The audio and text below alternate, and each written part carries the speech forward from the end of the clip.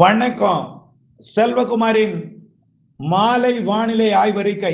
அதிகாரப்பூர்வ வானிலை அறிக்கைக்கு இந்திய வானிலை ஆராய்ச்சித்துறை அறிக்கையை பார்க்கவும். 2026 ஏப்ரல் 16 வியாழக்கிழமை மாலை நிலவர ஆய்வறிக்கை. இன்றைக்கு வழக்கமா சுட்டெரித்தது வெயில் மேற்கு மாவட்டங்கள்ல, குறிப்பாக திருச்சிக்கு மேற்கே கடும் வெயில். தஞ்சாவூர் கூட கடும் வெயிலாகத்தான் இருந்தது. மன்னார்குடி மற்றும் டெல்டா மாவட்டங்களின் உள்பகுதிகள் கூட வெயிலாகத்தான் இருந்தது. உணரும் வெப்பம் தான் அதிகமா இருந்துச்சு. ஆனால் 100 டிகிரியை தொடவில்லை.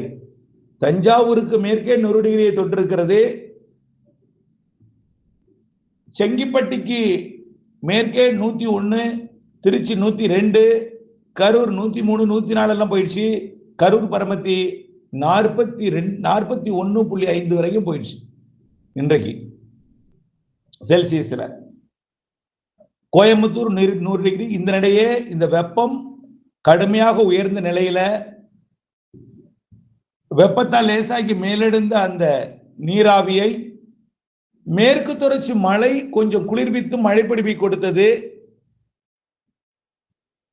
அரபிக் கடலோரம் வளிமண்டல சுழற்சி ஒன்று உருவாகி இருக்கிறது கேரள கடலோரத்துல.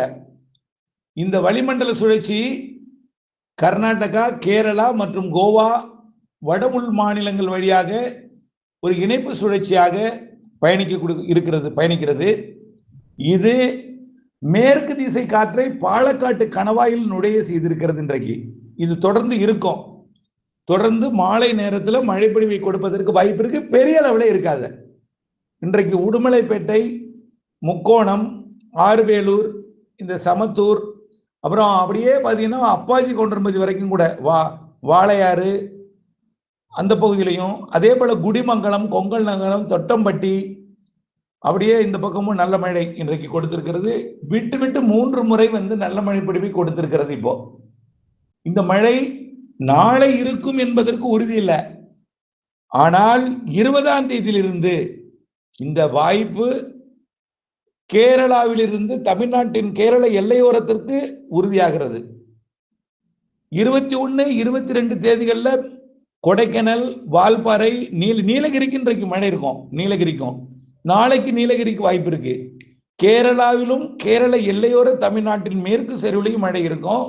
இப்படி திடீரென்று கணவாய் பகுதிகளில் ஏதாவது ஒரு இடங்கள்ல பெய்யலாம். அதை நம்பி எந்தவித பணியும் நீங்க செய்திடக்கூடாது. பெய்யலாம், ஒதுக்கலாம். ஆனால் பரவலாக எல்லோருக்கும் பெய்யாது. நாளைக்கும் இதுபோல் வாய்ப்பு இருந்தாலும் இன்றைய விட குறைவான வாய்ப்பு தான் நாளைக்கு. நீலகிரி, வால்பாறைக்கு வாய்ப்பு இருக்கு. நாளைய மறுதினத்திலிருந்து கொஞ்சம் கொஞ்சமா, அதாவது 20ஆம் தேதியிலிருந்து உறுதியா கேரள எல்லையோர மாவட்டங்களின் மேற்கு ஓரத்திற்கு மழைப்பொழிவை கொடுக்கும். 22ஆம் தேதியிலிருந்து தென் மாவட்டங்கள், டெல்டா மாவட்டங்களுக்கும் தென் மாவட்ட மேற்கு தொடர்ச்சி மலைக்கும் நல்ல மழைப்பொழிவை கொடுக்கும். ஆங்காங்கே தான், பரவலா இல்லை. பெய்யும் இடத்துல பலத்த மழை. இன்றைக்கு கூட குடிமங்கலத்துக்கு மேற்கே சில இடங்கள்ல கனமாகவே பெய்திருக்கு. சுமார் 1 உழவு மழை கூட பெய்து கொண்டிருக்கு. பெய்ய வாய்ப்பு இருக்கு, பெய்து கொண்டிருக்கு. இப்போ இது 1 உழவு மழை கூட கிடைக்க வாய்ப்பு இருக்கு. இப்படிப்பட்ட மழைப்பொழிவு ஆங்காங்கே வரக்கூடிய 22ஆம் தேதியிலிருந்து கிடைக்கும். 23ஆம் தேதி தேர்தல் அன்றைக்கு மாலைக்கு மேல் இரவிலே தென் மாவட்டங்களின் கடலோரம், டெல்டாவின் தெற்கு பகுதி, தென் மாவட்டங்களின் உள்பகுதி, மேற்கு தொடர்ச்சி மலையோட பகுதிகளில் ஆங்காங்கே இருக்கும். ரொம்ப குறைவான பரப்பு தான். இது எந்தவித ஒரு பாதிப்பையும் கொடுக்காது. அடுத்தது 24, 25, 26 மாத இறுதி வரைக்கும் கொஞ்சம் கொஞ்சமா எல்லா மாவட்டங்களுக்கும் கொஞ்சம் கொஞ்சமா அப்படியே மழைப்பொழிவு பரவலாகும். இடிமழை பொழிவு 26ஆம் தேதியிலிருந்து 30ஆம் தேதி வரைக்கும் வட உள் மாவட்டங்கள், ஆந்திர, கர்நாடக எல்லையோரத்துக்கும் கிடைக்கப்பெறும்.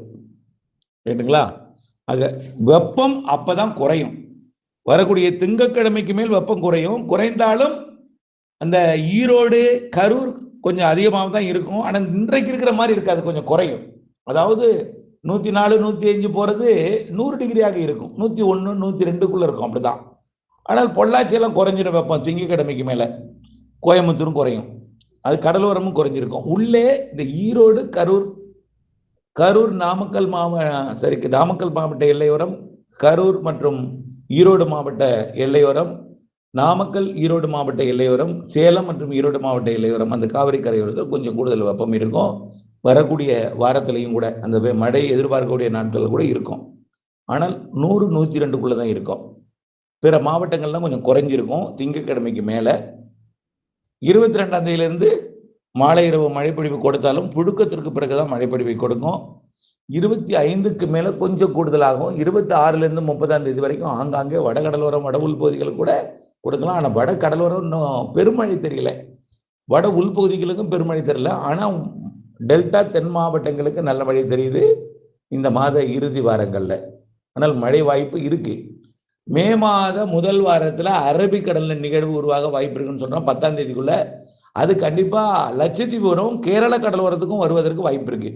உயரழுத்தம் வலுவாக இருக்கிற காரணத்தினால ஏடன் வளைகுடா நோக்கியோ ஓமன் நோக்கியோ போக வாய்ப்பில்லை. இது மகாராஷ்டிரா, கோவா, கர்நாடகா, கேரளக்கரையை ஒட்டி வருவதற்கு வாய்ப்பு இருக்கு மே முதல் வாரம் 10ஆம் தேதிக்குள்ள. அதே போல மே முதல் 10ஆம் தேதிக்குள்ள வங்கக்கடலையும் நிகழ்வு வாய்ப்பு இருக்கு. அது எங்கே வருங்கிறது உறுதிப்படுத்த முடியல. ஏன்னா உயரழுத்தம் இருக்காது அந்த நேரத்தில், ஃப்ரீயா இருக்கும் கடல். அதனால தமிழ்நாடு வராம ஆந்திர பிரதேசமா, இல்லை தமிழ்நாடு ஆந்திர பிரதேசமே வராம ஒடிசாவா, அல்லது மேற்கு வங்கமா, அல்லது நேரடியாக மியான்மர் போகுமா அப்படிங்கிறது ஆய்வு இருக்கு. இது போனாலும் வங்கக்கடல்ல மே மாதத்தில் மேலும் ஒரு நிகழ்வு இருக்கு. அரபிக்கடல்ல மேலும் 2 அதாவது மே மாதத்தில் மாத இறுதியில் ஒரு நிகழ்வு, முதல் வாரத்தில் ஒரு நிகழ்வு, இடையிலையும் ஒரு நிகழ்வு தெரியுது. ஏதோ ஒன்று வலிமையான மழைப்பிடிப்பை தருவதற்கும் வாய்ப்பு இருக்கு.